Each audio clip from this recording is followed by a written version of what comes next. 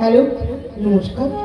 এখানে যারা আমার পিতামাতার তুল্য আছে আপনাদেরকে যারা সত্যি প্রণাম, আর যারা আমার ছোট ছোট ভাই বোন আছে তাদেরকে আমার খারাপ ভালোবাসা জানি। আমার অনুষ্ঠান শুরু করছি।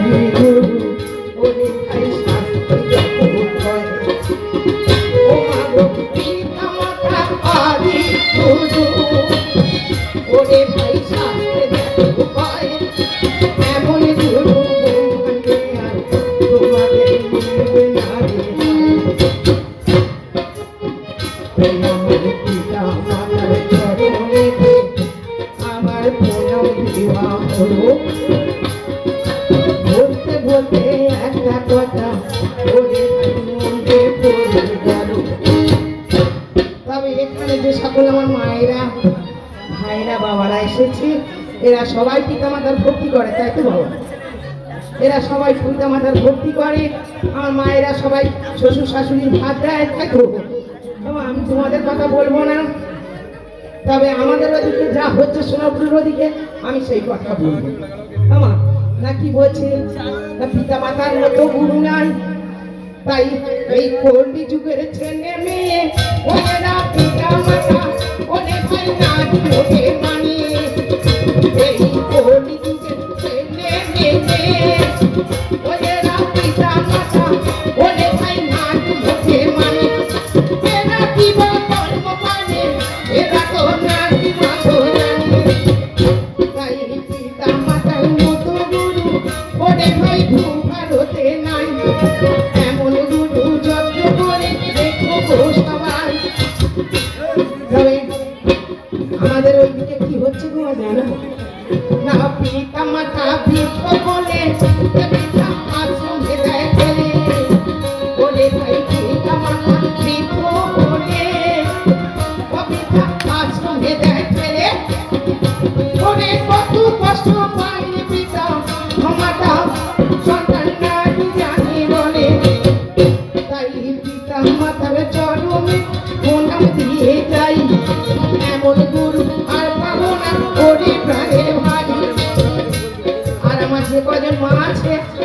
মায়েদের বলি তোমার নারী জীবনে পরম গুরু ও তার স্বামী দেখতে পাই। আমার নারী জীবনে পরম গুরু তোমার স্বামী দেখতে পাই। এমন গুরু এ জীবনে আর তো মিলবে না। যদি বলেন না স্বামীকে পরম গুরু বলবো আমার, কারণ শাস্ত্রে কি বলছে না, মুসলিম ধর্মে বলে না খসমের কদমের তলায় জান্নাত। মুসলিমরা কি বলছে না স্বামীর পায়ের তলায় স্বর্গ। আর আমাদের হিন্দু ধর্মে কি বলে গো না, যত গুরুজন বসে থাকি তুমি স্বামীর পায়ে ও মা প্রণাম করতে হবে। আবার যত গুরুজন বসে থাকি তুমি স্বামীর পায়ে ও মা প্রণাম করতে হবে। তারপরে তুই একে একে প্রণাম দিদি মতে হবে। তাই যে মায়ের স্বামী মারা গেছে আমার সে মা জানি যে তার জীবনে কত কষ্ট। তাই স্বামীর মতো গুরু নাই। ও মা এই যে একটু বলি, এই যে এই মালটা বসে আছে এটা আমার ভয়াকা তো একা রব। তার মানে বুঝতে হবে। তোমরা ভাবছো কি এরা রেডিওতে গান করে, টিভিতে গান করে, আমার গালাগালি দেয়। ভাতার কথাটা গালাগালি নয় গো মা। আমার অনেক মেয়েরা তারা পড়াশোনা জানে না, তাই জলের ঘাটে গিয়ে বলেন না ও দিদি আমার ভাতার মেরে কি করেছে। আমি ঠিক করছি, কথাটা ভাতার নয়, কথাটা হলো কি ভাতা। সে ভাত ধর্ম শুক্রের ভাত, গোনা মেথির ভাত, পাপ পুণ্যের ভাত, জীবন যৌবনের ভাত যিনি বহন করে তিনি হলেন ভার্যা। আর ভার্যাকে যিনি বহন করে ভাতার নট ভাতার। মারা জানে না তাই ভাতার ভাতার করে, তাই না? আজকে আমার সন্ন্যাসীর বাড়িতে এসেছি আমরা, তখন বুঝতেই পারছেন আমি দক্ষিণ 24 পরগনা থেকে এসেছি। তাদের বিকালে আসতে গেলে অনেক দেরি হয়ে যাবে, তাইও আমরা এসে ওনার বাড়িতে আজকে খাওয়া দাওয়া করেছি। আমি ঝুনু মিশ্র, বুঝতেই পারছেন ব্রাহ্মণ। আমরা বলছে দিদি যখন তোমরা এসেছো আমাদের বাড়িতে আজকে খাওয়া দাওয়া করে যাও। ঠিক আছে। আমার সন্ন্যাসীর বউ একদিকে, আমার ভাতারা সন্ন্যাসী বসেছে, আর এই কাকাবাবু বসেছে, আর একদিকে সন্ন্যাসী ছেলে মেয়ে আর আমি বসেছি। আমার বৌদি ধনী ভাতের থালা ভাত দিয়ে এলো। আমার বৌদি ধনী ভাতের থালা হাতে নিয়ে দেখো মা গো এলো। আবার প্যাকেট করে ভাত দেখো ও সবার পাতে দিচ্ছে গরম। যখন ভাত দিচ্ছে বাবা ওদের দিকে দিচ্ছে, আমার দিকেও যখন আস্তে আস্তে যাচ্ছে, আর বউ কি বলছে বলে সবাইকে খালি বলছে ভাতা তো ভাতেও বলছে না, দেখবেন শুধু এবার আমার কাছে দিয়ে বলছে দিদি ভাতা তো ভাতা তো। আমি মনে করি কার ভাতার কারে দিবে, তাই না? তাহলে শুধু সন্ন্যাসীর বউ ভুল করে না, এই বাংলার সংগীতরা ওই আমার এই বাংলার সংগীতরা ওরে ভাই করে দেখো ভুল, ওই কারণে চামড়েছে ওরে ভাই এক গোছা চুল। ও মা জামুলের পিছনে এক গোছা চুল আছে না, চুলটা দেখবে ফাঁস করে ধরে মাল চলে আসবে, তাই না? ওটা লেগে আছে, লেগে নেই।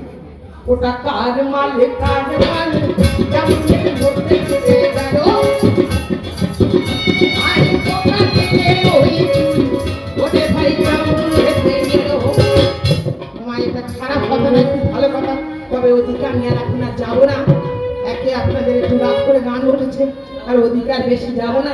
যাই হোক ঠিক করে আমি মানে পরে পরে হবে, তা প্রথমে যাই হোক আমার সত্যকারের কথা বলতে কি তোমরা তাললে তোলো ওই আবার বৌমা হেজের ছেলে। তোমরা তাললে তোলো আমার বৌমা হেজের ছেলে। একটা স্বামী ভক্তি গাইবো মাগো ছাপা ছাপা বলে।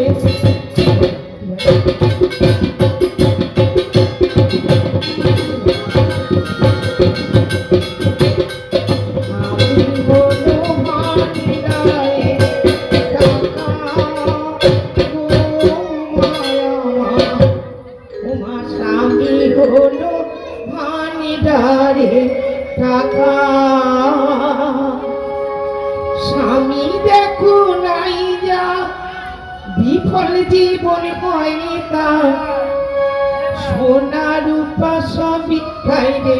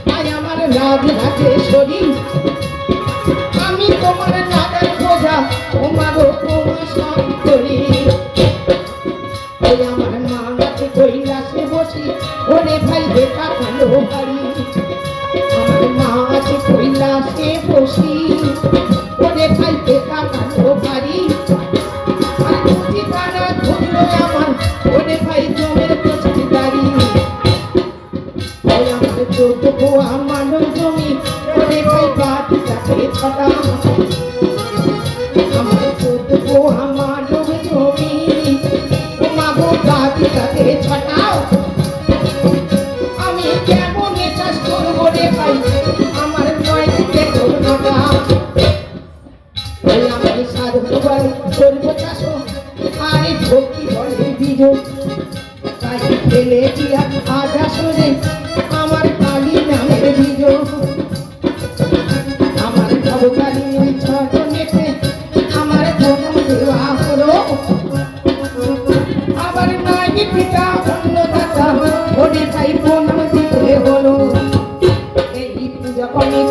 মায়েদের চরণে আমি ভোলা দিয়ে যাই। বছর বছর এমন অনুষ্ঠান হয় না যায় হয়ে ভাই।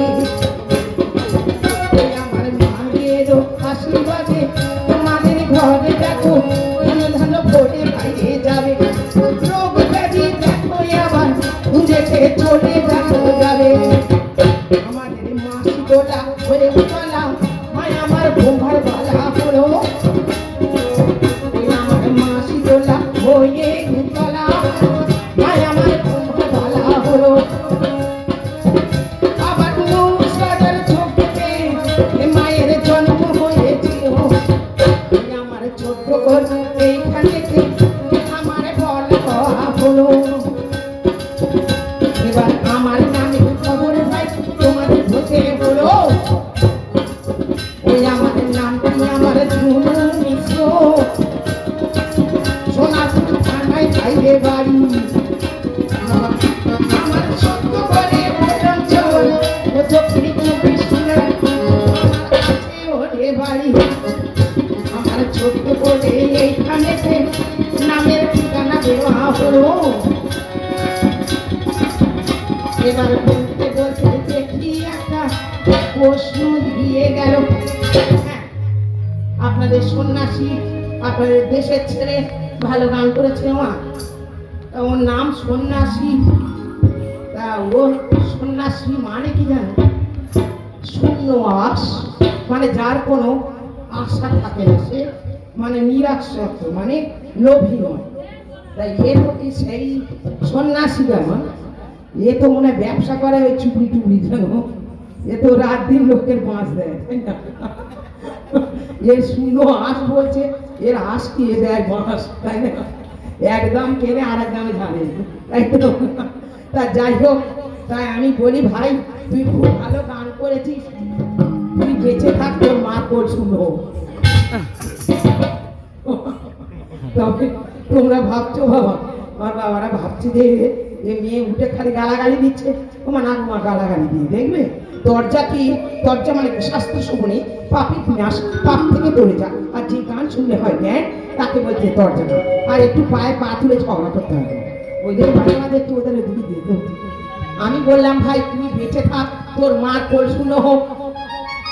ওই এখানে গান করতে এসছে, ওর মার কোলটা শূন্য আছে তো নাকি? আমার মেয়ে ওই যে চলে এসেছে, ওর মার এখন কোলটা শূন্য আছে। আর আমি বললাম কি তুই বেঁচে থাক, সেটাও তো বলে। আর প্রতিদিন তুই এরম রোজ আসরে গান করবি, মার কোল শূন্য রেখে এত টাকা ইনকাম করবি, আর ওর বউ ধরম বাবার মতো ভালোবাসবে, তাই না? আমি এই আশীর্বাদ করেছি। আর আমি বেশি কথা ওরে ভাই না বেশি বলবো। আছে তোদের আছে দুর্গা ভাবো। আমি এই উত্তর 24 পরগনায় অনেক গ্রাহকের সাথে গান করেছি, তবে এরা গান গাবে ভালো, বদনাম দেব না, কিন্তু দরজার যে একটা ছাপ সেটা মানলেই দেখবি কিরাম 12 মাসে 13 কখন হয়ে যাবে দেখবে আমার ওমা। 80 মাসে এই অকালে বোধন করে খাই নড়ে কাছে পাতা। ওই আবার 80 মাসে এই অকাল বোধন ও বাবা নড়ে কাছে পাতা। আর কার্তিক মাসে কালী পূজা ওরে ভাই ভাই দিদি আই ফোটা। আবার অক্ষর মাসে ভাইরা বললো ও বাবা নতুন ধান কাটে। অক্ষর মাসে ভাইরা বললো ও মা গো নতুন ধান কাটে। আর পৌষ মাসে পৌষ গাজন ওরে ভাই ঘরে ঘরে দিকে। আবার মাঘ মাসে পঞ্চমী করে ছেলেদের হাতে করি। আবার মাঘ মাসে পঞ্চমী ও মা গো ছেলেদের হাতে করি। আর ফাল্গুন মাসে রং খেলা দাদা রং ছড়া ছড়ি। আবার চৈত্র মাসে গাজর পূজা ও মা শিবে বাদে ভাড়া। আবার চৈত্র মাসে গাজন পূজা ওরে ভাই শিবে বাদে ভাড়া। আর বৈশাখ মাসে বৈশাখ পালনি ও মা তুলসী গাছে ছাড়া। আবার জ্যৈষ্ঠ মাসে জামাই ষষ্ঠী ও মা গো জামাই আনা রানী।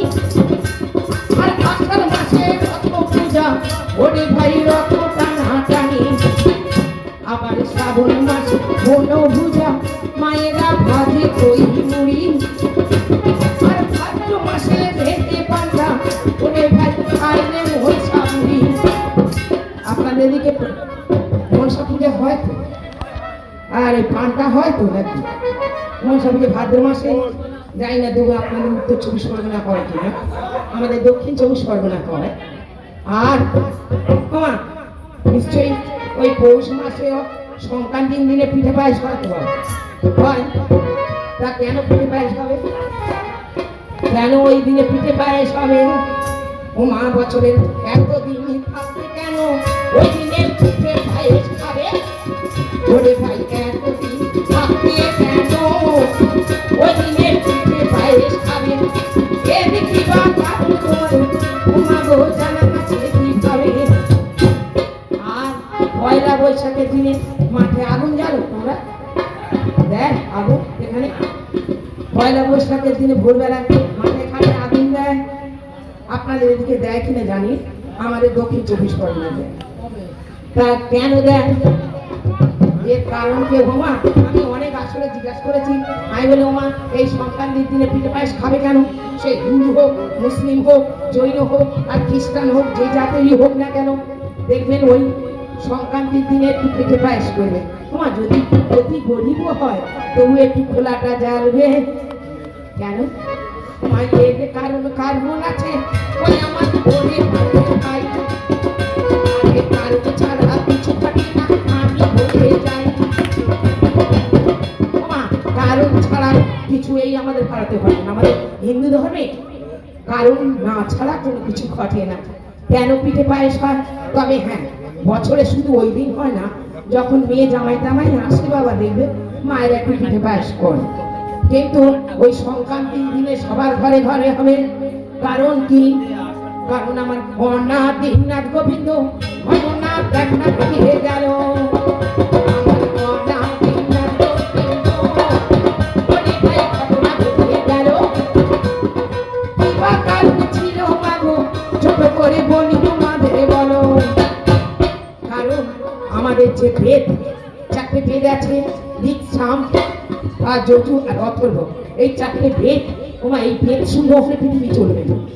তাই এই বেদ যখন চুরি করে হয়গ্রীব নামে অসুর এই পৃথিবী মায়ের বুকে লুকিয়ে রেখে দিল, পৃথিবী যখন বেদ শূন্য তাহলে পৃথিবী তো চলবে না। তাই আমার কন্যা দীননাথ গোবিন্দ ওটা বিপদে পড়িল। ওই আমার কন্যা দীননাথ গোবিন্দ ওরে ভাই বিপদে পড়েছে। কেমন করে বেদ শূন্য পৃথিবী চলবে আবার কাছে? তাই অনাদিনাথ গোবিন্দ ওই বেদ উদ্ধার করার জন্য গোমা কি করলেন না, আমাদের অনাদিনাথ স্বয়ং গোবিন্দ আমাদের 24টা অবতারের ভিতরে একটা অবতার হলো না বড়হাও রূপ। তোমার শুকরের রূপ ধারণ করেছিল। কেন না ওই বেদ উদ্ধার করবে বলে অনাদিনাথ গোবিন্দ আবার কি কর্ম করিল। আর বড় রূপ দেখে প্রভু ধারণ করিল। বড়হাও রূপ ধারণ করে কি করছেন না বেদ উদ্ধার করতে হচ্ছে। সেটা কি মাস ছিল? সেটা আষাঢ় মাস। অনাদিনাথ প্রভু আমার যখন বেদ উদ্ধার করতে গেল সেটা হলো আষাঢ় মাস। আর সেই সময় আষাঢ় মাসে কি হয়? অম্বুবাচী হয়। আমার পৃথিবী মা জননী ওরে ভাই রজস্বালায় মাটি। ওই আমার পৃথিবী মা জননী ও মা গো রজস্বালায় মাটি। অম্বুবাচী যাকে পাইলে এই আবার বনে ওরে থাকে। ওমা পৃথিবী মা জননী আমার অম্বুবাচী যাকে বলে। কারণ সেই সময় মা আমার কি হয় না রজস্বালায় থাকে। বুঝতে পারছে? মা আমার অসুস্থ অবস্থায় থাকে। ওই সময় আমার অনাদিনাথ প্রভু বড়হাও রূপ ধারণ করে বেদ উদ্ধার করতে গেল। কিন্তু মা জননী আমার দেখে ঠিক পৃথিবী বুঝতে পেরেছে।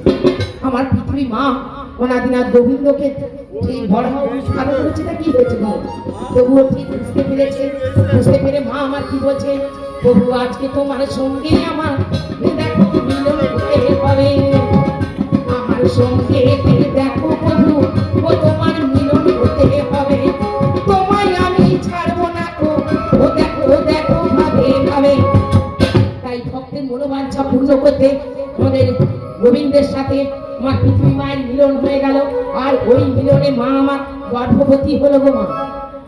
আর শাস্ত্রে কি বলছে, আমাদের মানবের হয় 9 মাস 10 দিনের সন্তান, আর দেবতাদের হয় 10 মাস 1 দিন।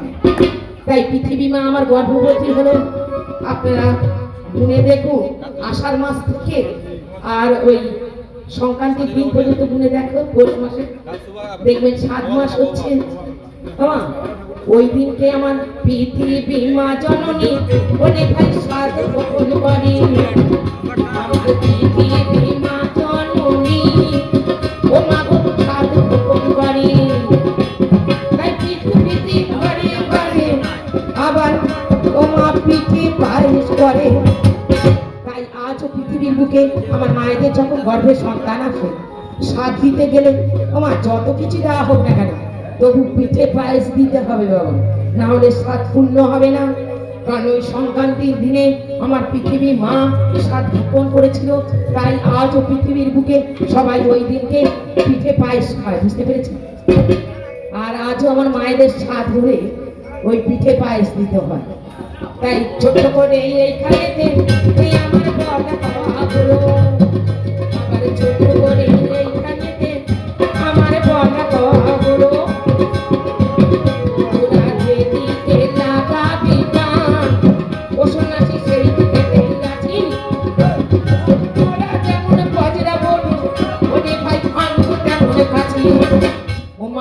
এরা যেমন দুষ্টু আমি তো তেমন কথা, এরা যেমন আদরে উঠো আমি তো তেমন ঝাঁটা, আবার এরা যেমন দুষ্টু ওরে ভাই আমি তো তেমন কাছো, আর এরা যেমন শিল্পী ঠাকুর ওরে ভাই আমিও তেমন গাজন, আবার এরা যেমন নিত্য কথা আমিও তেমন ধনী, এরা যেমন মনসা বুড়ি ও মা আমিও এদের সঙ্গে তো আমার তফাৎ আছে, তাই না গো মা? এরা দুটো লেডাস আর আমি একটা লেডিস, তার মানে এদের সঙ্গে আমাদের তো তফাৎ অতি অবশ্যই আছে, তাই না? তাই তফাৎটা একটু বুঝিয়ে দিই সন্ন্যাসী। না না ভাইরা কি বলবে দেখি।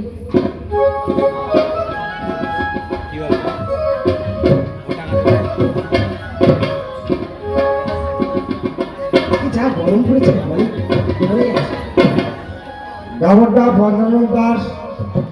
আমাদের যত লোক আছে কোনো চিন্তা নেই, আমরা ভাত করলে ও ভাই। তাই যাই হোক, আমি কথা বলি কি তোমা, তাই আমি একটা এদের একটু একটু ওষুধ, হ্যাঁ ভাই একটু আগে হোমিওপ্যাথি ডোজ দিই, এরপরে অ্যালোপ্যাথি ডোজ দিলে কোথায় উঠে যাবে, তাহলে তাহলে তাহলে আমার গান চলবে না। তাহলে হোমিওপ্যাথি দিয়ে একটু দিয়ে তারপর বসে উঠে দেবো, দিয়ে তাই বলছি ভাতের মতো স্বাদ হবে কি এসব চাল ভাজা খেলে, আপনারা ভাজা ভুজি যতই খান না তোমার স্বাদ পাবে মাছের ঝোলে, তোমরা স্বাদ পাবে মাছের ঝোলে, ভাতের মতো স্বাদ